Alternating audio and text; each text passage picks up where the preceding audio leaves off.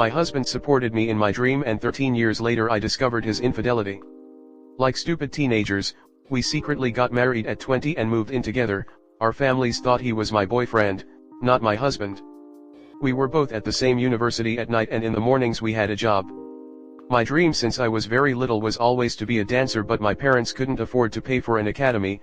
They are too expensive, and my parents also think that these types of hobbies are a great waste of time, that it is better to study and then get a good job, then get a house and then get married. They wanted to reflect what they couldn't have in me and my brothers. My husband told me that he was going to help me. He paid for my dance classes. He changed jobs to a heavier one, but the pay was a little better. We had to limit ourselves to many things and even move to a much smaller apartment. He helped me fulfill my dream. He never complained about the lack of money. He never blamed me. He supported me to get ahead, and I achieved it. Of course, at the age of 20 it is a little more difficult to learn this type of art, but I achieved it thanks to my husband. I was always grateful to him, and I always will be. Now we are in a much better situation than before. We have our house and we plan to have children soon, perhaps when we are 35, to be able to save a little more and cover the necessary expenses that a child requires. Since we have each other's passwords, I grabbed his cell phone because he had the photos from my niece's last birthday. I saw and he had his cell phone in airplane mode. When I took it off, a few minutes passed and several messages began to fall. The contact had a man's name, but the messages were a little strange. They could be read in the notification bar. The messages: not exactly honey, are you home yet, write to me when you can. I checked the number and it was one of my friends. I had deleted his conversation with her, so I took a screenshot of the last messages she sent. I told him that same night and he started asking for forgiveness and crying. We both cried. He hurt me so much. He confessed that it has been going on for about 5 months. My friend and he worked together, so they started getting closer now that she got divorced. He said that he is going to cut off all communication with her, and if I want, he change his job, he will do it. I mentioned divorce and he became hysterical, begging me to give him a second chance. I really lost trust in him, and a certain part of me wants a divorce. But another part of me really loves him, and I'm so grateful to him for supporting me years ago that a certain part of me is holding me back from making a decision. In recent days he has been coming home early from work. He brings me flowers and chocolates. He initiates intimacy every night. My libido is pretty high, but we only did it once a week because he was tired. Should I forgive him and move forward in the marriage? Can that trust be recovered? I have seen that many marriages recover after infidelity, and that it can be done with marriage therapy. Comment. With a friend of yours, no less. I don't know. Probably that part of you that wants a divorce is going to win out once he gets tired of groveling. I will caution that cheaters always turn to love bombing after being caught, and they do everything you had been wanting them to do before you find out, but it disappears after a few months and it'll turn to I've been doing ABC, you should have forgiven me by now. Please seek infidelity counseling. Love bombing is scary. I was listening to a podcast where they talk about love bombing. It's basically a way of eroding your sense of self. It feels amazing, but it's incredibly manipulative. Love bombing is a massive red flag in my opinion. Get as far away as you can to make clean and clear decisions on your own, without someone manipulating you. My personal opinion is that once trust has been broken like that, it's over. Some people successfully work a lifetime to rebuild that trust. Kudos to those that can. Personally, I can't. My life is too short for that. Exactly. The same thing happened to me. Once the trust is gone, I couldn't take him back. Trust is the basis of marriage. Without trust nothing works out. He asked to come back, but I couldn't do it. Good luck. Especially when it was with your friend. That relationship would also end. You need to evaluate the person he is now, not the person he was 13 years ago. The person he is now cheated on you for 5 months and would still be doing it had you not caught him. He is now love bombing you, but eventually that will turn to resentment that you haven't forgiven him yet. The truth is the trust never comes back. It's about what you're willing to accept. Are you willing to be with someone that would do this to you? How does getting you? You also only heard his story? You should talk to the friend and find out how this happened. My guess is he left a lot out. The final choice is yours, and only you know if you can and want to forgive him and forget all of this happened or not. But if I was you, I'd think about 3 important things. 1. He cheated on you for 5 months. Not 1 time, not 2 times, 5 months. He chose to cheat on you. He did it consciously. And he did it with a friend of yours too. There's no love in these actions. 2. The affair isn't going on anymore only because you discovered it. If you didn't see the messages, he probably would have never told you, and who knows how long this affair would have lasted. Again, no sign of real and genuine love. 3. He is giving you chocolate, flowers, and is initiating intimacy because he was discovered and now wants you to forgive him. He couldn't care less before. You don't owe him anything. He was a great partner and he supported you greatly, and you can be thankful for what he did, but this doesn't mean you have to stay with him. Think about what he did now, not what he did years ago. Cheating is a big deal breaker for me, but that's my opinion.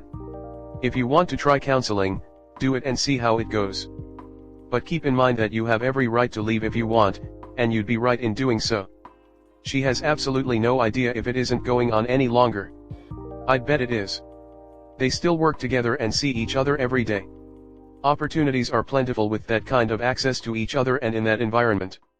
Usually when caught, especially so if they're still working together and have an excuse to be in contact, they just take it further underground and have better OPSEC. Or maybe, they lay low for a bit and perhaps pause certain aspects of the physical part of their affair until the betrayed can be lulled into a false sense of security.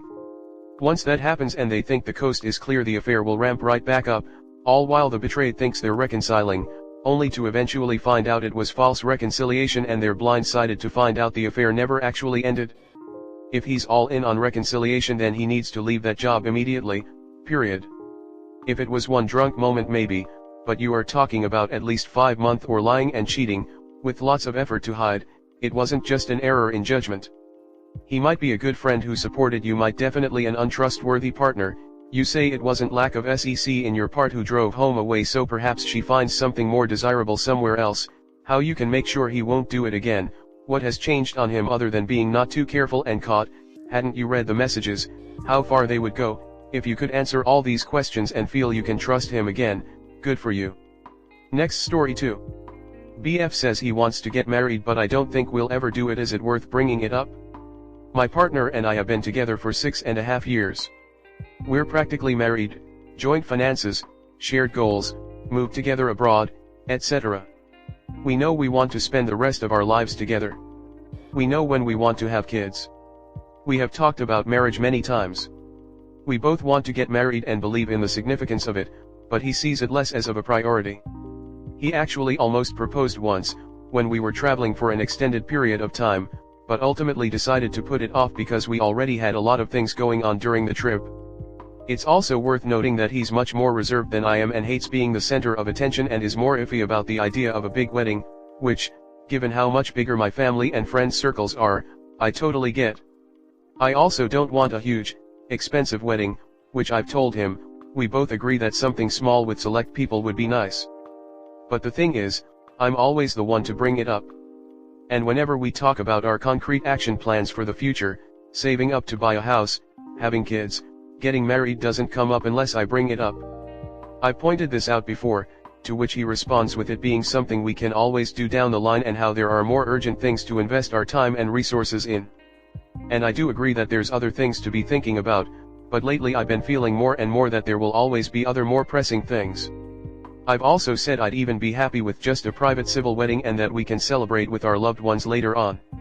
He's also said that he feels bad when I bring it up, because then it makes him feel like he's failed me or disappointed me, and so I've also stopped bringing it up. The last time we talked about it was 6 months ago, and before that it was maybe every 1 to 2 years. While it's not ultimately a deal breaker for me and I'm glad we're choosing to spend our lives together regardless of a piece of paper, it's been making me a little sad again recently because I am slowly realizing that we probably won't ever really do it. I'm trying to just slowly let go of that expectation, but I also don't like not being honest with my partner about how I'm feeling. Is it worth bringing it up and how can I go about it without making him feel bad? Comment. Besides, he is hurting her by procrastinating and avoiding the subject, and he doesn't seem to care about inflicting pain on her, so she shouldn't be so delicate about potentially hurting his feelings. To be honest, I would seriously reconsider having kids or buying a house together without getting married first. Especially with kids, a woman puts herself in such a hugely vulnerable position: loss of income and career potential, potential injury/disability during childbirth, Without the protection and rights marriage gives you, I wouldn't want to risk it.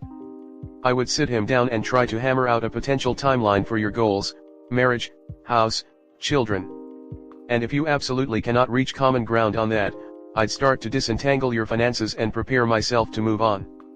Think, with refusing to put a ring on it, he's basically saying he doesn't want to fully commit to you, even after 6.5 years. He wants to retain the freedom to walk away whenever he wants, except maybe having to pay child support, which you may not even be able to enforce, if he is moving abroad. You're still young at 29, plenty of time to start over with someone who has more compatible goals. If you agree not to get married, at least make sure all your paperwork is in order, all the powers of attorney, rights to medical information and decision-making, inheritance, life insurance beneficiaries. Make sure his parents can't force you to sell your house to pay them their inheritance in case he suddenly keels over. Oh, and your kids should get your last name. Because she's the one carrying them for 9 months and squeezing them out of her body, risking her health and life. If she doesn't get the security of marriage for it, at least she'll get to pass on her line. Don't buy a house with someone you're not married to. It's risky enough to have joint finances with someone who's just a boyfriend. Also, it's a problem if you aren't allowed to express yourself without him throwing a pity party in response. He needs to learn how to communicate like an adult before you guys become even more financially entangled. Yup, and also I need you to be completely honest. Do you want to be married to me? You want me to commit to you financially with buying a house together? You want me to tie my life to yours forever by having children together? Marriage comes with benefits and automatic rights and social recognitions that are important to me. Are those future plans something you are planning on backing out of? Is all your talk about future children, future home, future marriage real, or just your way of trying to keep me in this relationship? Do you actually mean to do anything you have been talking about, or are you planning to keep moving the deadline out to sometime in the future? Your BF is using delaying/stalling tactics. Why is that? The poster above has listed some concrete questions that I would be asking at age 29 after 6.5 years together. What is he waiting on? A direct command from God. What is he going to learn in the next 2 years about you that he doesn't already know? I would be concerned that I am in a relationship with a commitment phobe who is never going to commit. It's better to find this out now than spend all of your young years waiting around for your BF to decide that now is the perfect time, because from where I'm sitting, there is never going to be a perfect time for him to make that decision.